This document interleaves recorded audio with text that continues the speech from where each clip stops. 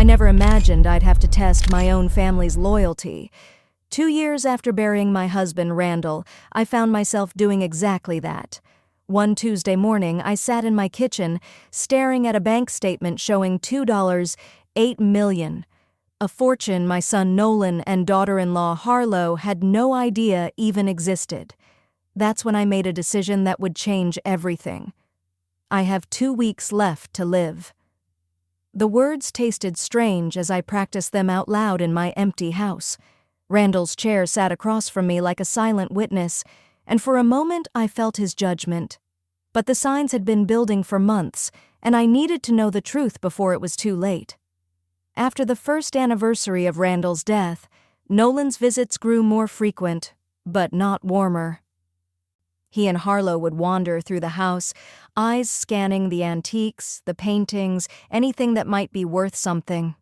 When they thought I wasn't listening, I caught fragments of their whispers. "When the time comes, what we'll do with all this?" At first I told myself it was just grief making me suspicious. But then the questions about my finances started, disguised as concern. Harlow, with her perfect hair and practiced smile, would pat my hand and ask if I needed help organizing my affairs. Nolan would comment on how overwhelming it must be to handle everything alone.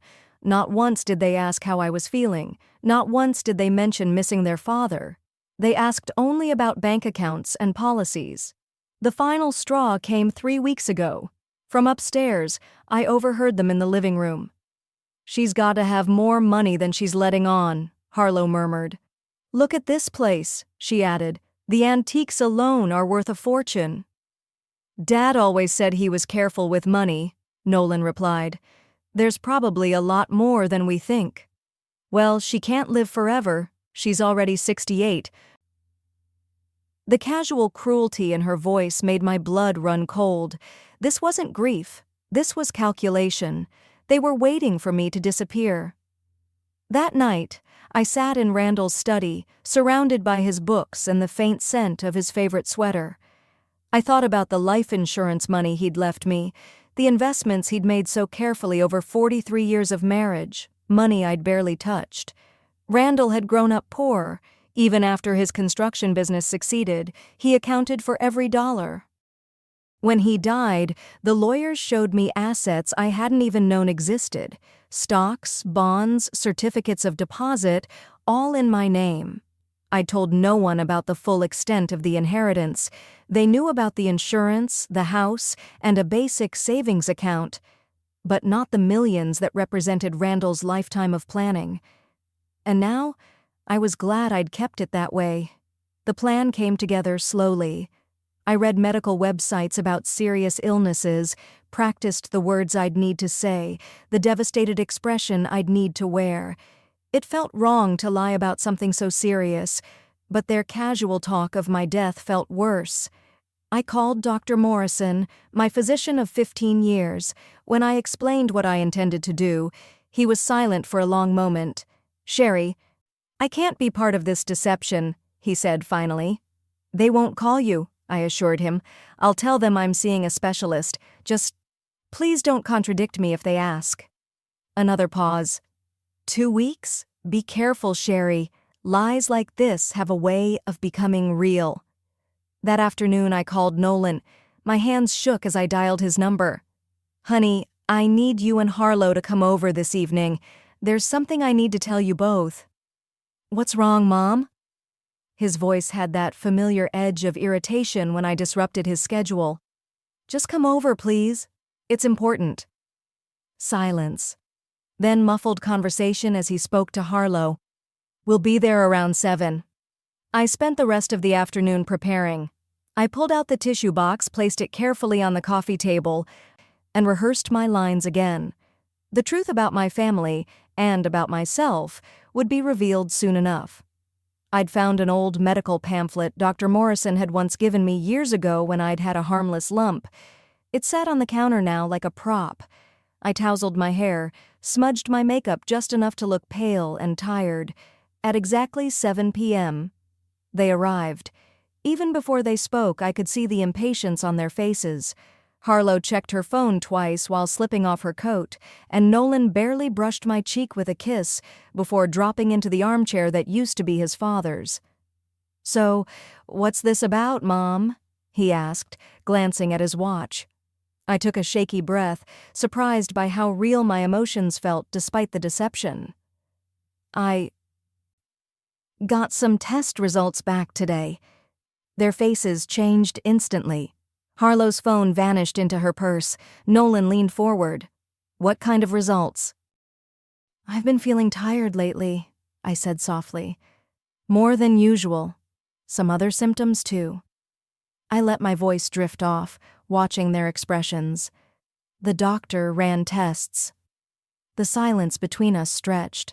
Outside, a car door slammed. Somewhere in the house, the old heating system clicked on. "Mom?" Nolan said quietly. For a moment, I heard the little boy he once was. "What did they find?" I met his eyes, searching for love, for genuine concern. What I saw was fear, but I couldn't tell if it was fear for me or of something else entirely. "It's cancer," I whispered. "Pancreatic. They're saying maybe 2 weeks." The words hung in the air like a final sentence. The first thing Harlow said wasn't, "I'm so sorry," or "We're here for you." It was, "Are you sure? Did they run every test?" I watched her carefully, noting how her manicured fingers twisted her wedding ring, a nervous habit I'd seen before when she was calculating. Nolan sat frozen in Randall's chair, his mouth slightly open, eyes already far away. "Yes," I said, my voice barely audible. "Dr. Morrison referred me to a specialist. They confirmed it yesterday." "Yesterday?" Nolan's voice cracked. "Why didn't you call us immediately?" I clutched the tissue in my hand, forcing my eyes to water on cue. "I needed time to process, to figure out how to tell you." Harlow stood abruptly and began pacing behind the couch. Her expensive heels clicked against the hardwood floor like a clock ticking down. Click, click, click. "What about treatment?" she asked. "Surely there are options, clinical trials, specialists." "They said it's too advanced," I replied, watching her pace. "It's already spread. They can only make me comfortable." "But what about a second opinion?" Nolan interrupted, suddenly animated. "Dad always said you should never accept the first diagnosis. Remember when he thought he had that heart problem and it turned out to be reflux?" The mention of Randall should have brought warmth, but the way Nolan said it felt hollow, like he was reading from a script of appropriate responses. I studied his face, looking for grief. Instead, I saw something that made my stomach turn. Calculation. "I appreciate that, honey, but the tests are conclusive. Multiple doctors have confirmed it." Harlow stopped pacing and perched on the edge of the couch. Her voice had shifted into the crisp, efficient tone she used for planning dinner parties. "Well, then we need to think practically," she said. "Practically?" I echoed. "You know, arrangements," she replied, gesturing vaguely. "It's better to handle these things while you're still feeling up to it, legal stuff, financial planning." Less than 10 minutes after learning, I was supposedly dying, and already they were talking about paperwork. "I haven't thought that far ahead," I lied. "It's all so overwhelming." "Of course it is," Harlow said with a smile just a little too tight. "That's why you have us. We'll help you organize everything, make sure nothing falls through the cracks." She exchanged a look with Nolan, one of those silent communications I'd noticed for months, but never fully understood until now. "Maybe we should discuss this tomorrow," Nolan suggested. "Give you time to absorb everything. We could come over in the morning and start making lists. Lists of important documents, account numbers, that sort of thing," Harlow added smoothly. "Just so we know where everything is when the time comes. It would give you peace of mind." They thought they were being subtle, but their eagerness showed like a slip beneath a dress. 2 weeks to live, and they were already making inventory lists. "I'm not sure I'm ready for that yet," I said. Harlow's smile tightened another fraction. "Well, you don't want to wait too long. These things can move quickly, and if you become unable to handle them yourself, it gets much more complicated." The word hung in the air like a threat. Unable to make my own decisions. unable to protect myself from their plans. That was the picture Harlow painted, and Nolan nodded along like an obedient actor hitting his cue. "Mom, Harlow's right," he said, reaching for my hand. His touch felt cold, mechanical. "It's just being responsible. Dad would want you to have everything in order." There it was again, that casual invocation of Randall's memory, using my late husband like a lever to push me into compliance. Anger rose in my chest, sharper than I expected. "Your father and I already handled most of that," I said carefully. "But we don't know where any of it is," Harlow countered smoothly. "If something happened to you suddenly, we'd be completely lost. Bank accounts, insurance policies, investment statements." My pulse spiked. How did she know about investments? I'd never mentioned anything beyond the basic savings account. "What investment statements?" I asked, keeping my tone neutral. Nolan and Harlow exchanged a look. This time, panic flickered across his face. "Well, I just assumed," Harlow backtracked. "I mean, Dad was always so careful with money. It would make sense that there might be some investments." But I could see the lie in her eyes. They knew something. The only question was, how much?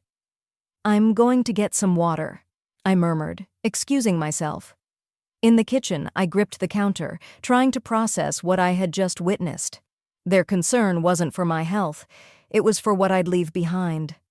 When I returned, they were whispering urgently. They stopped the second they saw me. "Are you feeling all right?" Nolan asked. "You look pale." "Just tired," I said. "It's been a difficult day." "Of course it has," Harlow cooed. "Why don't we let you rest? We can talk more tomorrow." They gathered their coats with an efficiency that felt rehearsed. Harlow kissed my cheek, her perfume cloying and heavy. "Try to sleep. Don't worry about anything else tonight. We'll take care of everything." After they left, I sat in the living room, listening to their car fade down the driveway. The house felt different now, charged with deception from every direction. I wasn't the only one lying. Upstairs, I walked past the framed photos lining the hall. Nolan as a baby, Nolan as a boy, Nolan on his wedding day. In every picture, he was smiling. But now those smiles looked different. Had I raised a son who could calculate profit margins while his mother supposedly faced death? Before bed, I did something I hadn't done in months. I opened Randall's laptop, still charged, still untouched. His password was our anniversary date. His email account still active. I scrolled through old messages, looking for any clue about how Nolan and Harlow knew what they shouldn't know. Then I found it buried in a folder labeled Important Correspondence. An email exchange between Randall and our financial advisor 6 months before his death. They were discussing the transfer of certain assets to ensure maximum benefit for survivors. At the bottom of one email, Randall had written, "Please send a copy of this to Nolan as well. I want him to understand the full scope of what Sherry will inherit." My hands trembled as I read the details. Every investment, every account, every dollar of the $8 million inheritance was listed in black and white. Nolan had received a copy. The betrayal cut deeper than any diagnosis ever could. Not only had my son known exactly what I was worth, he'd known for over 2 years and never said a word. He'd let me grieve alone, make decisions alone, all while holding information that could have changed everything. But worse than the secrecy was what it revealed about his character. He'd known about the money. And instead of helping me, instead of talking to me about it, he'd simply watched and waited like a vulture circling its prey. I closed the laptop and sat in the dark of my bedroom. Randall's side of the bed still untouched after all these months. For the first time since starting this terrible charade, I wondered if I'd made a mistake. Maybe some truths were too painful to uncover. But then I remembered Harlow's cold efficiency, Nolan's calculated concern. If they were capable of this much deception while I was supposedly dying, what would they do when I was actually gone? The test had only just begun, and already I didn't like what I was learning about the people I'd called family. The next morning, the doorbell rang at 8:30. I was still in my robe, deliberately looking frail when I peered through the peephole. Nolan and Harlow stood on the porch with a man in an expensive suit carrying a leather briefcase. My stomach dropped. "Mom, this is Richard Brennan," Nolan said as they filed into the living room. He was exactly what you'd imagine. Silver-haired, confident, with the kind of polished smile that probably cost a fortune in dental work. "I'm so sorry to hear about your diagnosis, Mrs. Coleman," he said smoothly. "Nolan and Harlow thought I might be able to help you navigate some of the legal complexities during this difficult time." Less than 12 hours after learning I was dying, they had assembled a legal team. "I appreciate the concern," I said slowly, forcing my voice to stay calm. "I'm not sure I'm ready to think about legal matters just yet," I said quietly. "That's exactly why we need to act quickly," Harlow interjected, settling onto my couch like she owned it. "These things become much more complicated if we wait. Richard was kind enough to clear his morning schedule for us." Richard opened his briefcase with the efficiency of a surgeon. "I've taken the liberty of preparing some basic documents based on what Nolan and Harlow have told me about your situation. Nothing binding, just frameworks we can discuss." He spread the papers across my coffee table like a dealer at a card game. Power of attorney forms, will templates, trust documents. The sight of them made my chest tighten with genuine anxiety. "This seems awfully fast," I said. "Mrs. Coleman," Richard said, his voice slipping into that patronizing tone lawyers reserve for elderly clients. "I understand this feels overwhelming, but with a terminal diagnosis, especially such a short timeline, we really can't afford to delay. The last thing you want is for your affairs to be settled by probate court instead of according to your wishes." Nolan leaned forward in his father's chair. Richard explained that if we don't get these documents in place, the state could tie up your assets for months, even years. "Your assets could be frozen," Harlow added smoothly. "Think about how that would affect everyone who depends on you." Everyone who depends on you. The phrase was deliberate, positioning them as dependents, as people with a claim to my money. "I didn't realize anyone depended on me financially," I said flatly. Another exchange of glances, another silent conversation I wasn't part of. "Well, we've been thinking," Harlow said carefully. "With everything that's happening, maybe it would make sense for us to move in here, to take care of you during your final weeks." "Move in temporarily," Nolan added quickly. "Just to make sure you're not alone, and to help manage things as your condition progresses." Richard nodded approvingly. "That's very thoughtful. Having family members already established in the household simplifies many legal aspects when the time comes." The transition, they were talking about my death like it was a corporate merger. "I'm not sure that's necessary," I said. "I'm still feeling relatively well." "For how long?" Harlow's voice carried a flicker of impatience she quickly masked with concern. "The doctor said it could progress quickly." "What if you fall? What if you can't get to the phone?" She was painting pictures of helplessness, dependency control. This wasn't just about money. This was about power. Richard slid another set of papers toward me. "These are medical power of attorney forms. They'd allow Nolan to make healthcare decisions if you become unable to communicate your wishes." "What kind of decisions?" I asked, though I already knew. "End-of-life care," Richard said smoothly. "Whether to pursue aggressive treatment, when to consider hospice, those sorts of things." A chill ran through me. They wanted legal authority over my medical care while I was supposedly dying of a disease I didn't even have. "I think I'd like to discuss this with my own lawyer first," I said. The temperature in the room seemed to drop. Richard's smile tightened. "Of course that's your right," he said, "though many attorneys aren't available on such short notice and with your timeline." "What my colleague means," Harlow interrupted, "is that we're trying to help you avoid unnecessary stress. You're dealing with enough already." Nolan walked to the window, his back to us. "Mom, are you sure you're comfortable with your current attorney? When's the last time you spoke with him?" "Mr. Patterson handles all my legal matters," I said. "He's been our family lawyer for 20 years. "But is he up to date on estate planning?" Richard pressed. "The laws have changed significantly. You wouldn't want outdated advice to cost your beneficiaries thousands in unnecessary taxes." They were attacking from every angle, now urgency, complexity, even undermining my trusted attorney. It was a coordinated assault. "I need some time to think about all this," I said, rising to signal the end of the meeting. Richard gathered his papers reluctantly. "I understand your hesitation, Mrs. Coleman, but please don't wait too long.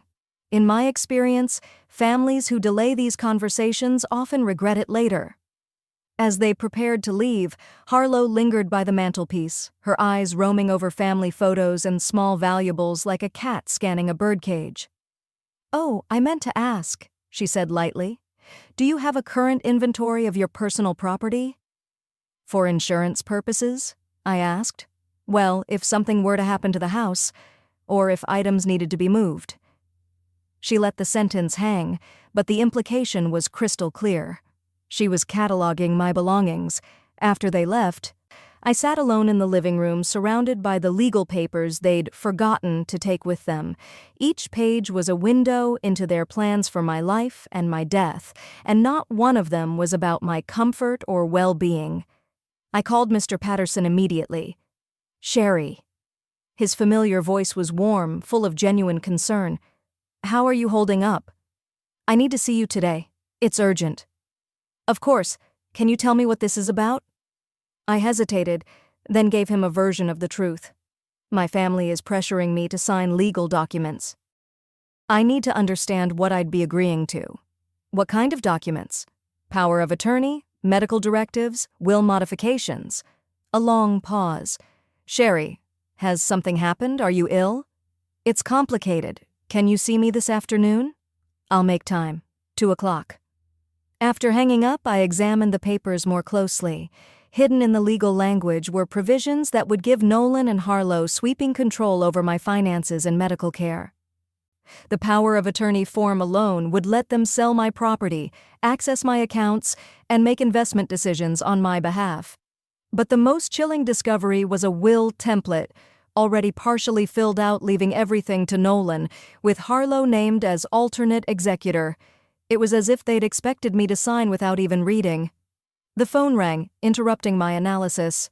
Harlow. "Hi, Cher. Just checking on you. You seemed a little overwhelmed this morning." "I'm fine," I said, "just processing everything. I know it's a lot.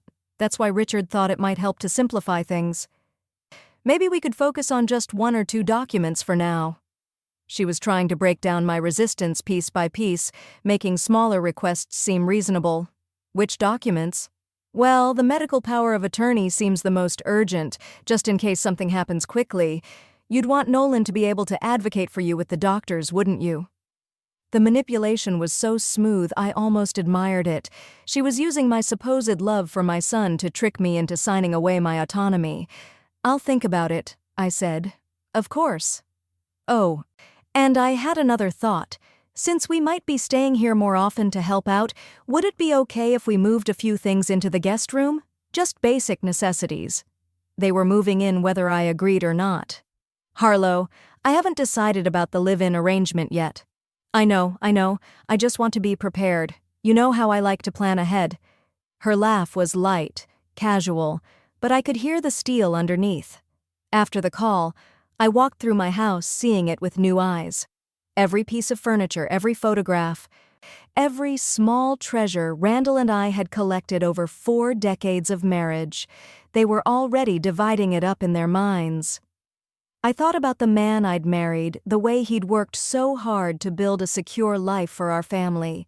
He'd trusted Nolan, loved him unconditionally. What would he think of the son he'd raised, the one circling his widow like a predator? That evening, I did something I hadn't done since Randall died. I went down to the basement and opened his old safe, the one where he kept his most important papers. Inside, along with insurance policies and tax documents, I found something that made my blood run cold. A handwritten note from Nolan, dated just 3 months after his father's funeral. "Dad, I know you can't read this, but I wanted you to know I'm going to take good care of Mom. She doesn't understand money the way you did, so I'll make sure everything is handled properly. I promise she'll never have to worry about anything." The paternalistic tone. The assumption that I was incapable of managing my own affairs, the promise to handle everything. It was all there, in his own handwriting. This wasn't a recent development triggered by my fake diagnosis. This was a long-term plan that had been in motion since the day we buried Randall. I sat in the basement holding my dead husband's papers and my son's promises, and I realized that my test had already revealed more than I'd bargained for. The question was no longer whether my family loved me. The question was whether they'd ever seen me as anything more than an obstacle between them and their inheritance. My meeting with Mr. Patterson confirmed my worst fears. "Sherry," he said, adjusting his reading glasses as he reviewed the documents I'd brought, "these papers would essentially give your son complete control over your life. The medical power of attorney alone would allow him to refuse treatment, discontinue life support, or place you in a care facility against your will." We sat in his familiar office, surrounded by law books and the scent of old leather. I'd been coming here for 20 years, for home purchases, Randall's business deals, estate planning. Mr. Patterson had always been straight with me, never talking down to me the way Richard Brennan had. "But surely there are protections in place," I said. "Safeguards against abuse?" Mr. Patterson shook his head grimly. "In theory, yes. In practice, once these documents are signed, it becomes very difficult to revoke them if you're deemed mentally incompetent.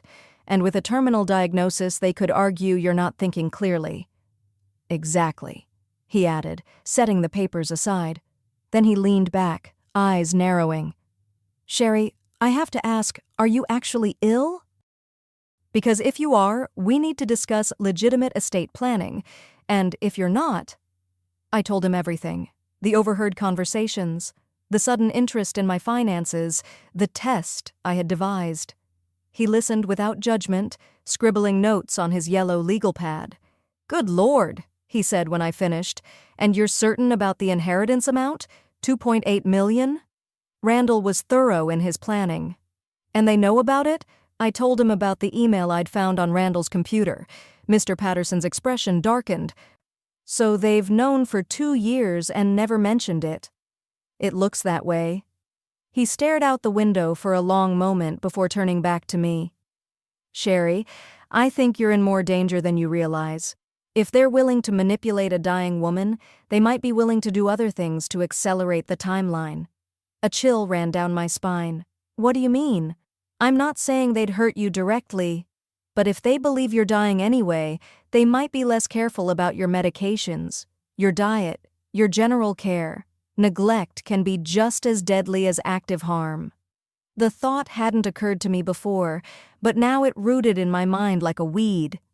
What if they decided 2 weeks was too long to wait? What should I do? First, don't sign anything. Second, we need to protect your assets immediately. For the next hour, we went over options. Irrevocable trusts, charitable foundations, even moving assets offshore. Mr. Patterson was thorough, but the concern in his eyes never left. "There's one more thing," he said as our meeting concluded. "You should consider hiring a private investigator, someone to find out exactly what they've been planning, how long it's been going on, and whether anyone else is involved. Knowledge is power, Sherry. The more you know about their intentions, the better you can protect yourself." I left his office with a stack of legal documents to review and a business card for a private investigator named Marcus Webb. The afternoon felt surreal. An hour ago, I'd been a grieving widow playing a dangerous game with her family. Now, I was a woman under siege, planning a defense against her own son. When I got home, Nolan's car was in my driveway. I found him and Harlow in my kitchen unpacking grocery bags. They'd let themselves in with the spare key I'd given them years ago, back when their visits were motivated by love instead of greed. "There you are," Harlow said brightly. "We were worried when you didn't answer your phone." I'd turned my phone off during the meeting with Mr. Patterson. I was running errands. "We brought you some groceries," Nolan said, not looking at me as he stacked items in my refrigerator. "Figured you might not feel up to shopping." I watched them move around my kitchen with the familiarity of ownership. Harlow had rearranged my spice rack. Nolan had shifted my coffee maker to make space for an expensive juicer I'd never seen before. We also thought we'd start moving a few things into the guest room, Harlow continued, just in case you need us to stay over on short notice. I told you I haven't decided about that arrangement. Mom, Nolan said, finally meeting my eyes. We're not asking permission. We're telling you what's going to happen. You're sick and we're going to take care of you whether you like it or not. The authoritarian tone shocked me. This wasn't the boy who used to ask permission to stay out past curfew. This was a man who felt entitled to control my life. I'm perfectly capable of taking care of myself right now, I said. Are you? Harlow asked softly. Because you look exhausted and you're getting confused about simple things. What simple things? Well, you left the front door unlocked when you went out today, and yesterday you put the milk in the pantry instead of the refrigerator. Both statements were lies, but they were the kind of lies that would be impossible to disprove. Who keeps track of every door lock, every item put away? They were building a case for my incompetence one small fabrication at a time. I don't remember doing either of those things, I said. Harlow and Nolan exchanged one of their looks. That's exactly what we're worried about, she said gently. Memory issues are common with your condition. That's why it's so important to have help. They were gaslighting me, making me question my own perceptions. It was a classic manipulation tactic, and it was working. For a moment, I actually wondered if I had left the door unlocked. Speaking of help, Nolan said, we've been thinking about bringing in some additional support, a home health aide, maybe a nurse. I don't need a nurse. Not yet, Harlow agreed, but it would be good to have someone vetted and ready, someone who understands your specific needs. I realized then they were planning to surround me with their people, lawyers, healthcare workers, maybe even financial advisors. They wanted to build a circle of professionals who would validate their decisions and reinforce their narrative of my incompetence. The phone rang, cutting through the tension. It was Dr. Morrison's office, confirming an appointment I'd scheduled for later in the week. What appointment? Nolan asked after I hung up. Just a follow-up, I said vaguely. We should probably come with you, Harlow suggested smoothly, to help you remember what the doctor says. I can remember what my doctor says. Of course you can, she replied with that patronizing smile. But it's always good to have a second set of ears, especially for important medical information. They were closing in, tightening their circle of control. Soon I wouldn't be able to see my doctor alone, speak to my lawyer privately, or make a single decision without their input and approval. That evening, after they finally left, I called the private investigator Mr. Patterson had recommended. Marcus Webb had a gravelly voice and the kind of straightforward manner that inspired instant confidence. Mrs. Coleman, your lawyer gave me some background, he said, but I'd like to hear the situation in your own words. I told him everything. The fake diagnosis, Nolan and Harlow's behavior, my growing certainty that they were planning something more than just waiting for me to die naturally. How long do you want to maintain the deception? He asked. I told them 2 weeks. We're at day 3 now. That's not much, he said, but it might be enough to gather evidence of their intentions. I'll need access to their communications, phone records, emails, text messages. How can you get those? There are ways, he said, then added quickly, legal ways, but I'll need your help. Can you get me into the house when they're not there? Maybe install some recording equipment. The idea of bugging my own home felt wrong. But then I thought about Harlow rearranging my kitchen, Nolan speaking to me like I was a child, and Richard Brennan spreading his stack of papers designed to strip away my autonomy. Yes, I said, I can do that. Good. I'll come by tomorrow morning after they leave. And Mrs. Coleman. His voice dropped lower. Be very careful what you eat or drink when they're around. If they're as desperate as you think they are, they might try to speed up your timeline. After hanging up, I walked through my house room by room, looking for signs of their intrusion. In the guest room, I found more than just a few necessities. Harlow's expensive toiletries lined the bathroom counter. Nolan's clothes hung neatly in the closet. They weren't preparing to help a dying woman, they were moving in permanently. In my bedroom, I noticed my jewelry box had been shifted just enough for me to know someone had been through it. My wedding ring set, the diamond earrings Randall had given me, my mother's pearl necklace still there, but obviously catalogued. The most disturbing discovery came when I checked my medicine cabinet. I only take a few prescriptions for blood pressure and cholesterol, nothing serious, but the bottles had been moved, and when I counted the pills, some were missing. Not many, just a few from each bottle, but enough to suggest someone was experimenting with dosages, maybe testing what combinations might be dangerous for an elderly woman with a supposedly compromised immune system. I gathered all my medications and locked them in Randall's safe in the basement. If they were planning to poison me slowly, they'd have to find another way. As I prepared for bed that night, I realized my fake test had uncovered something far worse than greed or emotional manipulation. I wasn't just dealing with family members who wanted my money. I was dealing with people who might be willing to kill for it. Marcus Webb arrived at 9 o'clock the next morning, exactly 30 minutes after Nolan and Harlow left for what they'd told me was a meeting with financial advisors about my situation. The irony wasn't lost on me. They were literally planning my financial future while lying to my face about where they were going.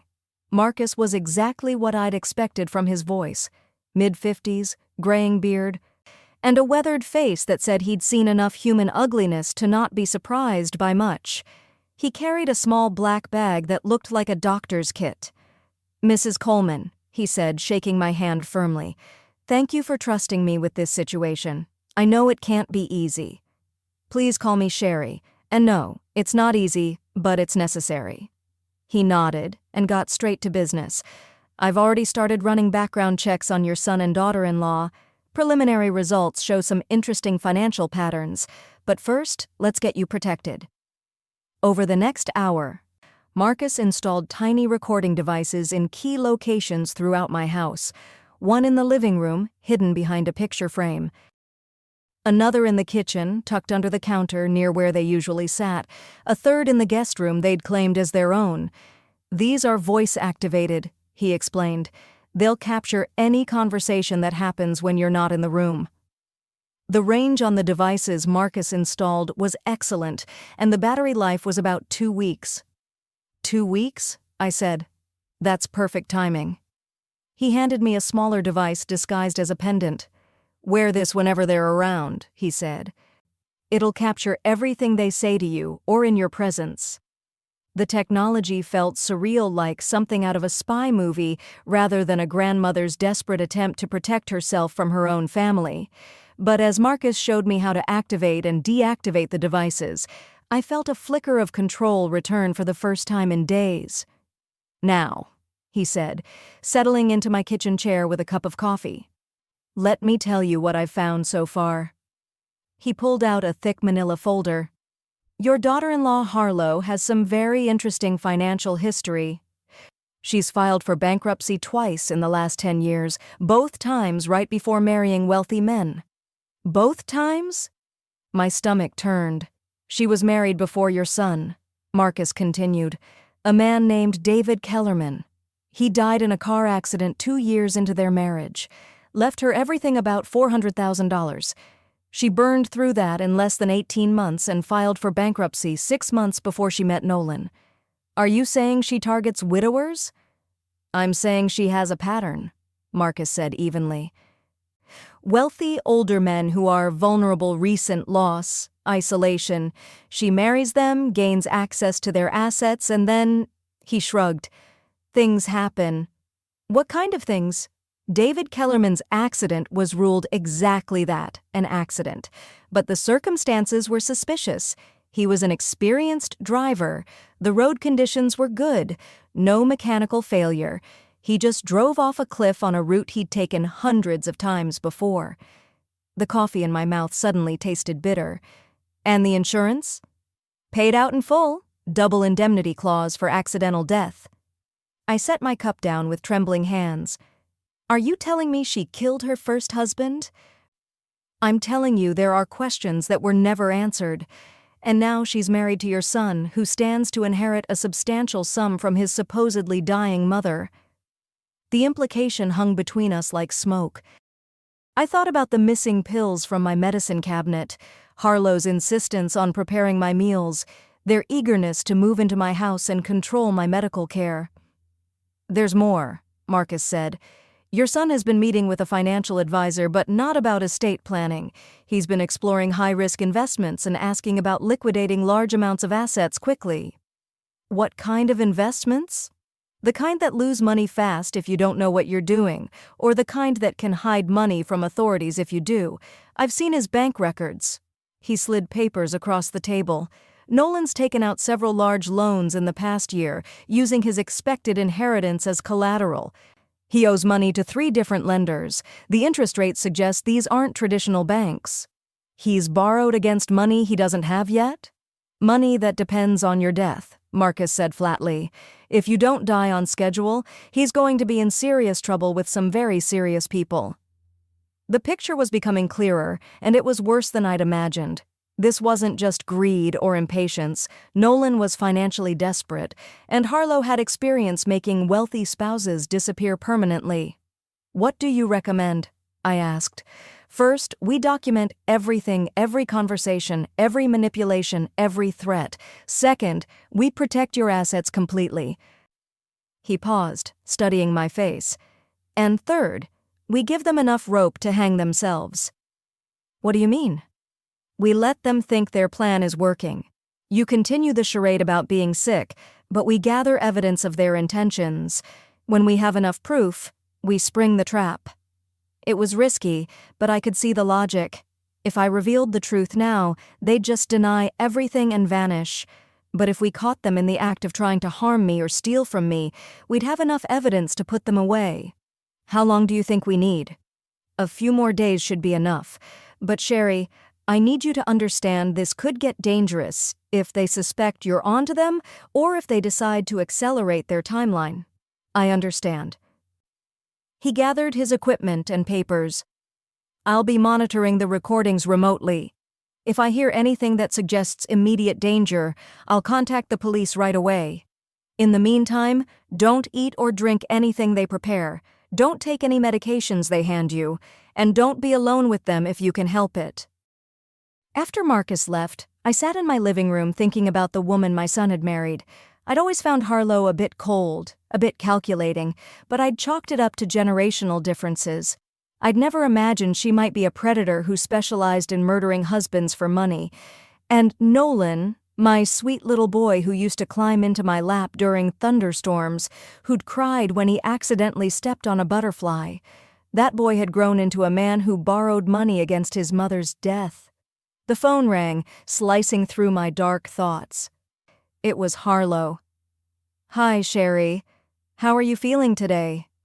"Tired," I said, which wasn't entirely a lie. "Very tired." They wanted to surround me with a circle of professionals who would validate every decision and reinforce the story of my incompetence. The phone rang, breaking the moment. Dr. Morrison's office, confirming an appointment I'd scheduled for later in the week. "What appointment?" Nolan asked after I hung up. "Just a follow-up," I said vaguely. "We should probably come with you," Harlow suggested sweetly, "to help you remember what the doctor says." "I can remember what my doctor says." "Of course you can," she said with that patronizing smile. "But it's always good to have a second set of ears for important medical information." They were tightening their circle. Soon I wouldn't be able to see my doctor alone, speak to my lawyer privately, or make any decision without their input and approval. That evening, after they finally left, I called Marcus Webb. He listened quietly as I described the latest push for hospice care. Hospice meant morphine. It meant powerful drugs. It meant medical staff who expected a patient to die and wouldn't question a sudden decline. "I'm not ready for that yet," I'd told Harlow on the phone earlier. "I know it's scary," she'd replied. "They're not there to speed things up. They're there to make you comfortable. It would give us all peace of mind." The pendant around my neck felt heavy as I listened to her false concern. I hoped it was capturing every word. Marcus's voice was steady, but urgent. "Tomorrow, agree to let Harlow organize your pills. We'll switch them out for placebos first. If she tries to slip you something dangerous, we'll have it on tape. It was a dangerous plan, but time was running out. According to my fake diagnosis, I only had a few days left. Based on the growing desperation in Nolan and Harlow's behavior, I suspected they weren't planning to wait for nature to take its course. After our call, I crept back upstairs. From the guest room came the low murmur of voices. I couldn't make out the words, but the hidden microphones would catch everything. For the first time since this nightmare began, I felt like I was the one in control. They thought they were circling a helpless old woman, but they were wrong. This old woman had teeth. The end came sooner than any of us expected. It was day 11 of my supposed 2-week death sentence when Marcus called me at 6 a.m., his voice tight with urgency. "Sherry, you need to get out of that house right now. Don't pack. Don't explain. Just leave." I was in the kitchen making coffee, still in my robe. Nolan and Harlow were supposedly asleep upstairs. "What's wrong?" I whispered. I intercepted a phone call between Harlow and someone she calls the doctor. "They're planning to give you something today that will cause a heart attack. She told him you've been declining rapidly and that it needs to look natural." My hands shook so violently I nearly dropped the phone. "Today?" "Today." They're tired of waiting, and Nolan's creditors are apparently getting impatient. There's a window between 7 and 9 this morning when this doctor can come to the house without being seen. I looked at the clock. 6:15, less than an hour. What should I do? "Leave now," Marcus said. "Go somewhere public, a diner, a mall, anywhere with witnesses and security cameras. I'm calling the police, but we need you safe first." I hung up and started toward the stairs to get dressed, but I heard footsteps above me. They were awake earlier than usual. The timeline had moved up. Instead of going upstairs, I grabbed my purse and car keys from the kitchen counter and headed for the back door. I'd drive away in my nightgown if I had to, but as I reached for the handle, a voice cut through the stillness. "Going somewhere, Sherry?" I turned slowly. Harlow was at the bottom of the stairs, fully dressed despite the early hour. Her smile was different now. Sharp, predatory.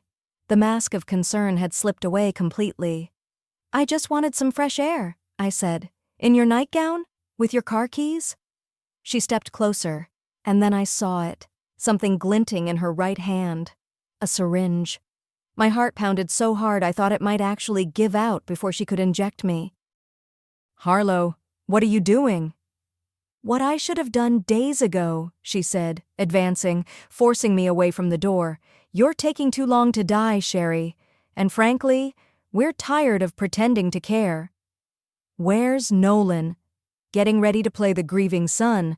He's actually pretty good at it. Been practicing." The casual cruelty in her voice was breathtaking. This wasn't desperation anymore. This was someone enjoying the power of life and death. "The doctor said this would be quick," she continued, raising the syringe. "It'll look like your heart just gave out. Very peaceful, very natural for someone in your condition." I backed against the kitchen counter, mind racing. Marcus had said he was calling the police, but they wouldn't arrive in time. I needed to stall. "You killed your first husband too, didn't you?" I said. She laughed, genuinely amused. "David? Oh, that was much messier. I was young, inexperienced. I've gotten much better at this." "Why?" I demanded. "Why kill people who trusted you?" "Because they were old and in the way." Her voice was flat, like she was reciting the weather forecast. "David was sweet, but he was never going to amount to much. And you? You're just a lonely old woman sitting on money you'll never use. At least with Nolan and me, it'll do some good." "What kind of good?" "We have plans, big plans. Your little inheritance is going to fund a much larger operation." The syringe was inches from my arm now. I could see the clear liquid inside, could imagine it stopping my heart within minutes. And then I heard its sirens. Harlow's confidence flickered for just a moment, but then she steadied herself. "It doesn't matter. By the time they get in here, you'll be dead, and I'll be the grieving daughter-in-law who tried desperately to save you." She lunged forward with the syringe. But 43 years of marriage to a construction worker had taught me a few things about self-defense. I grabbed the coffee pot from the counter and swung it as hard as I could. The glass shattered against her wrist. She screamed, dropping the syringe. Hot coffee splashed across both of us, but the pain only enraged her. "You old—" she snarled, coming at me with her uninjured hand. "I'll strangle you myself if I have to." But the sirens were deafening now, and suddenly my front door burst inward. Police officers flooded the kitchen, weapons drawn, shouting commands. "Drop your hands! Get on the ground!" Harlow raised her hands. The fight drained out of her as quickly as it had come. Blood dripped from her wrist onto my kitchen floor, mixing with the spilled coffee like an abstract painting. "Where's your son?" one of the officers asked me. "Upstairs," I whispered. "He's upstairs getting ready to play the grieving son." They found Nolan in the guest room, dressed in a black suit and practicing his devastated expression in the mirror. He didn't resist when they arrested him, just kept saying, "I don't know what you're talking about," over and over like a broken record. Marcus arrived 20 minutes later, followed by Mr. Patterson and, surprisingly, Dr. Morrison. "Are you hurt?" Dr. Morrison asked, examining the coffee burns on my arms. "I'm fine," I said. "Better than fine, actually. For the first time in 11 days, I'm not dying." The irony made me laugh a sound bordering on hysteria. I'd spent nearly 2 weeks pretending to die and had almost been murdered for my trouble. Over the next few hours, as police processed the scene and took my statement, the full scope of Nolan and Harlow's plan emerged. They'd recruited a disgraced doctor who'd lost his license for insurance fraud to help stage my natural death. The syringe contained a combination of drugs that would have induced cardiac arrest while leaving minimal traces in an autopsy. More disturbing was the evidence Marcus had captured on the recordings. Harlow and Nolan had been planning this for months, waiting for the perfect opportunity. My fake illness had simply accelerated their timeline. "The borrowed money was the catalyst," Marcus explained as we sat in my living room, now decorated with police tape and evidence markers. "Nolan owed over $300,000 to some very dangerous people. They were threatening to hurt his family if he didn't pay up soon. So Nolan was willing to kill his own mother to save himself. It appears that way." I thought about the little boy who used to bring me wildflowers from the neighbor's garden, who once cried when I had the flu because he was terrified I might die.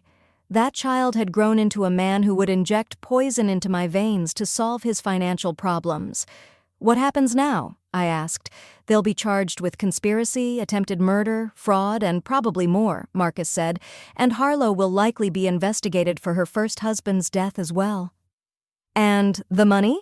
Mr. Patterson leaned forward. "That's up to you, Sherry. You could still leave it to Nolan if you wanted. Blood is blood, after all." I sat with that thought for a long moment, about forgiveness, family loyalty, the bonds that are supposed to hold us together. Then I thought about the syringe, about Harlow's casual cruelty, about Nolan practicing his grief in the mirror. "No," I said finally. "Blood isn't blood when it's poisoned." 3 months later, I stood in the offices of the Randall Coleman Memorial Foundation, watching volunteers sort donations for local charities. The $2 and $8 million inheritance had been transformed into something that would help people instead of funding the lifestyle of murderers. I kept enough to live comfortably, to travel a little, to see the places Randall and I had always dreamed of visiting. But the rest went into causes he would have supported: programs for at-risk youth, scholarships for kids from poor families, grants for small businesses like the one he had built from nothing. The foundation's director, a young woman named Sarah, showed me a letter from a teenager whose college tuition we'd funded. "She says she's going to study construction management," Sarah said with a smile. "She wants to build houses for families who can't afford them." It was exactly what Randall would have wanted, our money building lives instead of destroying them. I still lived in the same house, though I'd had the locks changed and converted the guest room into a library. Sometimes I missed the illusion of family mist believing that Nolan loved me, but I didn't miss the fear, or the constant vigilance, or the weight of wondering when they would finally show their true faces. The trial was set for next month.